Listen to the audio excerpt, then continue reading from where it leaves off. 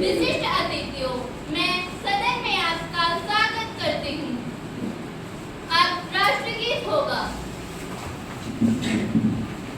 वंदे मातरम, वंदे मातरम, सुजलाम सुफलाम मलयज शीतलाम शस्य श्यामलाम मातरम, वंदे मातरम, शुभ्रज्योत्स्ना पुलकितयामिनी, फुल्लकुसुमित ध्रुवदलशोभिनी, सुभाषिणी सुमधुरभाषिणी,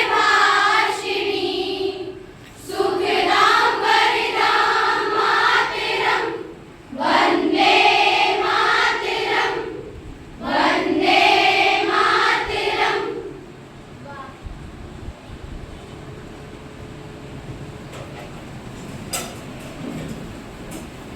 सदन में उत्तर कोरिया का प्रतिनिधिमंडल भारत की यात्रा पर है। समूचे सदन की ओर से मैं उनका हार्दिक स्वागत करती हूँ।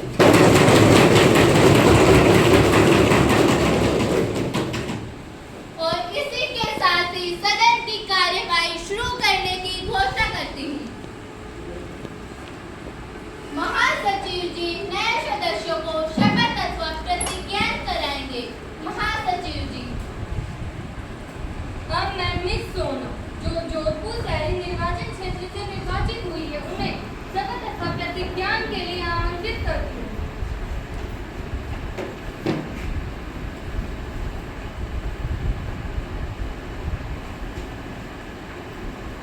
महोदय, आप शपथ ग्रहण करेंगी या प्रतिज्ञान करेंगी? मैं शपथ ग्रहण करूंगी।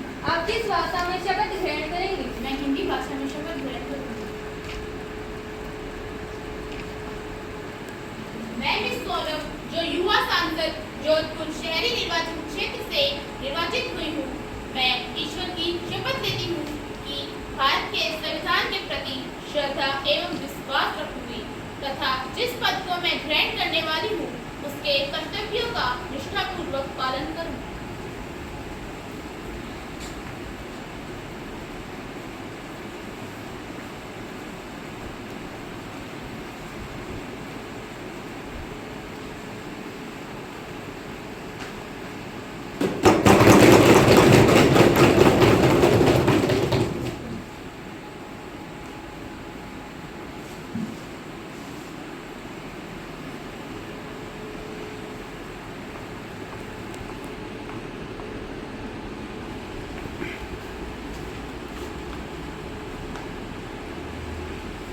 अब मैं मिस जसप्रीत को जो अमृतसर लोकसभा सीट से निर्वाचित हुई है उन्हें शपथ अथवा प्रतिज्ञान के लिए आमंत्रित करती हूँ।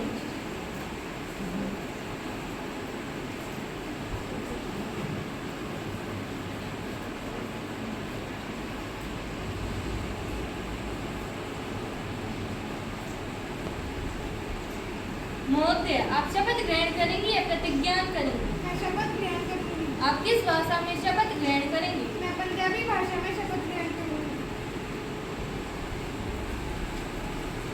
मैं जसप्रीत कौर जो नौजवान संसद अमृतसर लोकसभा सीट ਨੂੰ नौजवान संसद ਦਾ ਮੈਂਬਰ ਚੁਣੀ ਗਈ ਹਾਂ। परमात्मा ਦੀ ਸੋ ਚੁੱਕਦੀ ਹਾਂ कि मैं विधि द्वारा स्थापित भारत के संविधान के प्रति श्रद्धा एवं लगन रखांगी ਅਤੇ ਜਿਸ ਅਹੁਦੇ ਨੂੰ ਗ੍ਰਹਿਣ ਕਰਨ ਵਾਲੀ ਹਾਂ ਉਹਦੇ ਨਾਲ ਸੰਬੰਧੀ ਹਰ ਕਰਤੱਵ ਦਾ श्रद्धा ਨਾਲ ਪਾਲਣ ਕਰਾਂਗੀ।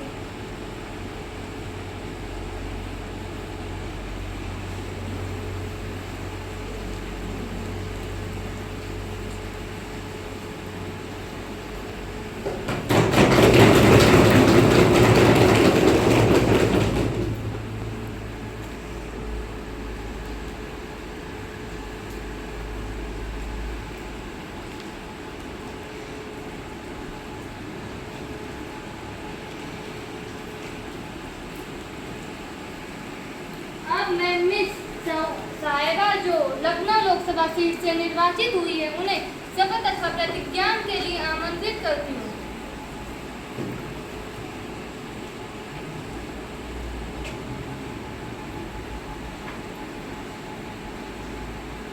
महोदय, आप शपथ ग्रहण करेंगी या प्रतिज्ञान करेंगी? मैं शपथ ग्रहण करूंगी। आप किस भाषा में शपथ ग्रहण करेंगी? मैं उर्दू भाषा में शपथ ग्रहण करूंगी। मैं साहिबा, जो जवान हुर्रियत लोकसभा सीट लखनऊ से जवान हुर्रियत की सदस्य चुनी गई हूँ, मैं खुदा की कसम लेती हूँ कि कायदे द्वारा तैयार किए गए भारत के संविधान के प्रति अपनी पूरी ईमानत रखूंगी और जिस पद को ग्रहण करने वाली हूँ उसका निष्ठापूर्वक पालन करूंगी।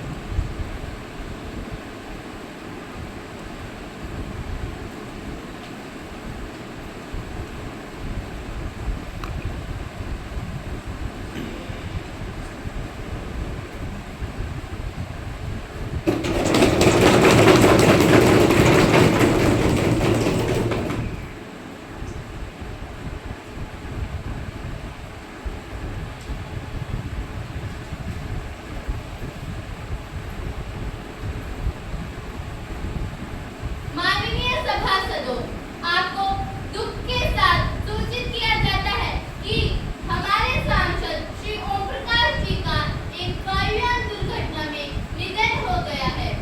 एक सांसद के रूप में उन्होंने लगभग 15 वर्षों तक जनसेवा की।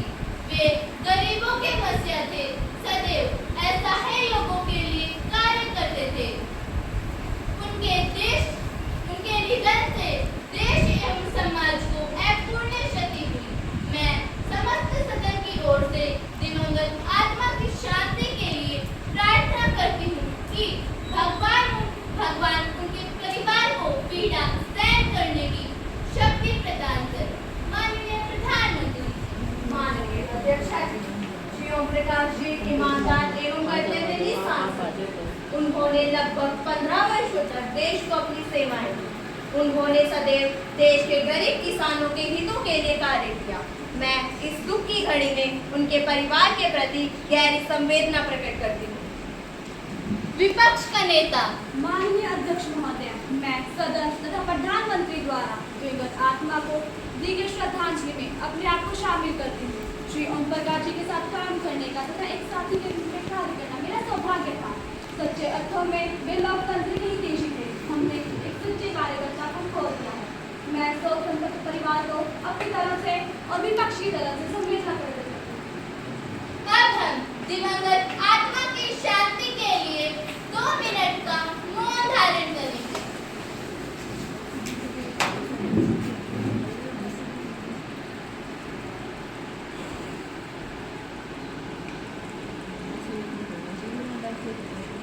ओम शांति।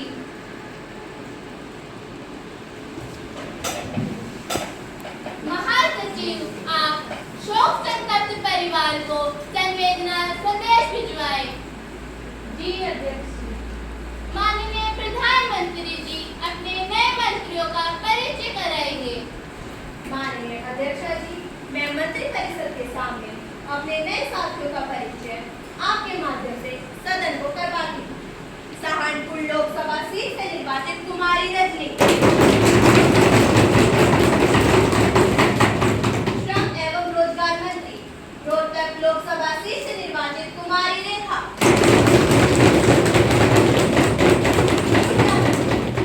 गुरुग्राम लोकसभा सीट से निर्वाचित कुमारी हिमांशी। महिला एवं बाल विकास मंत्री। माननीय सभासदों, अब प्रश्नकाल आरंभ होता है। महासचिव जी प्रश्नकाल से संबंधित विवरण सामान्य सदस्यों के पटल पर प्रस्तुत कराए जाएं।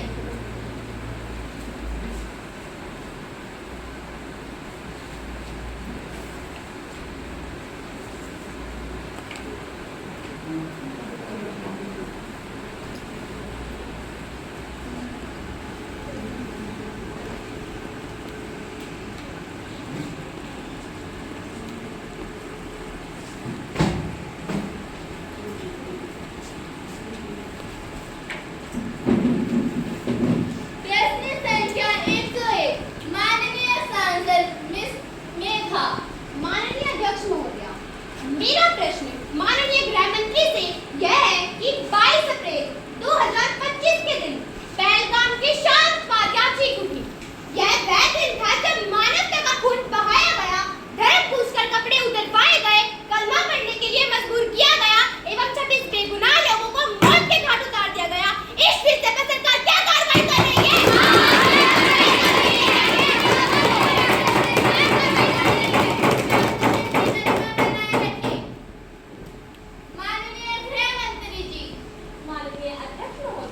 मैं आपके माध्यम से सदन को अवगत कराना चाहती हूँ इस आतंकी हमले ने पूरे देश को झकझोर कर रख दिया। जो क्षति दर्शकों व पर्यटकों को हुई वह अपूर्णीय है।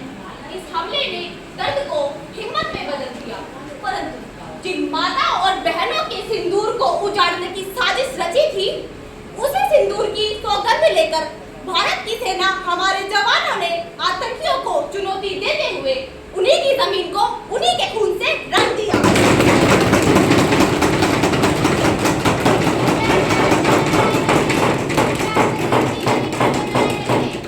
इसी के साथ मैं एक बात और बताना चाहती हूँ कि पहलगाम हमला एक आतंकी घटना नहीं, अपितु मानवता को शर्मसार करने वाली एक दुर्घटना थी। सरकार इस अमानवीय घटना का शक्ति से प्रतिकार कर रही है। मंत्री महोदय, क्या आप यह बताने का कष्ट करेंगे कि पहलगाम में जिन आतंकियों ने इतनी बर्बरता को अंजाम दिया, उस पर आपकी सरकार ने पाकिस्तान के विरुद्ध क्या कदम उठाए?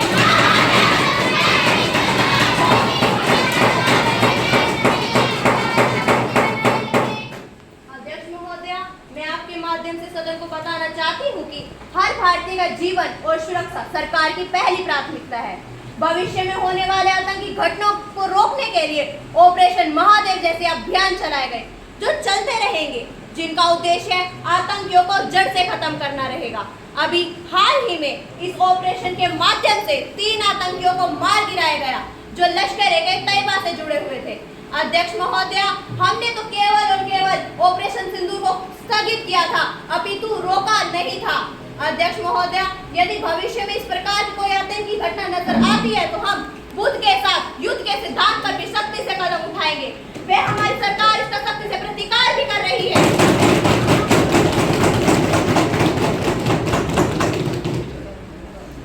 प्रश्न संख्या 105, माननीय सांसद विस्मुक्ता।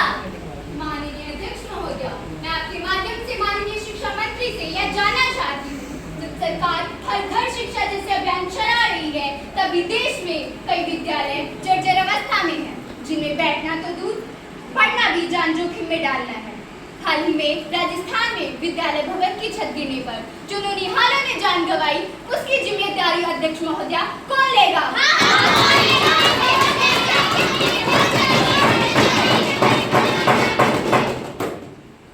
माननीय शिक्षा मंत्री जी। माननीय अध्यक्ष महोदया, माननीय संसद द्वारा उठाया गया प्रश्न अत्यंत महत्वपूर्ण है। सरकार की प्राथमिकता है कि शिक्षा केवल सुलभ ही नहीं बल्कि सुरक्षित भी हो। हम मानते हैं कि देश के कई दूर दराज के हिस्सों में विद्यालय की हालत खस्ता है। इसके लिए सबसे पहले सरकार के द्वारा तुरंत प्रभाव से स्कूल सेफ्टी अलर्ट समिति के तहत विद्यालय के भवनों की स्थिति की जांच की जा रही है। इसके साथ साथ ही पीएमसी योजना के तहत आधुनिक सुख सुविधाओं का प्रबंधन करने के साथ साथ विद्यालय भवन भी शामिल है। केंद्र सरकार की ओर से राज्य सरकार को ग्रांट जारी कर दी गई है तथा बारिश आदि में निपटने के लिए आपदा प्रबंधन फंड की व्यवस्था भी कर दी गई है। आदरणीय महोदया, सरकार का उद्देश्य केवल शिक्षा देना ही नहीं बल्कि सुरक्षित वातावरण में नौनिहालों का सर्वांगीण विकास करना है। माना कि सरकार की अच्छी पहल है कि जर्जर विद्यालय के नवनिर्माण का कार्य सरकार उठा रही है, परंतु यह प्रक्रिया लंबी है। तब तक पढ़ाई बाधित न हो, इसके लिए सरकार क्या वैकल्पिक व्यवस्था कर रही है?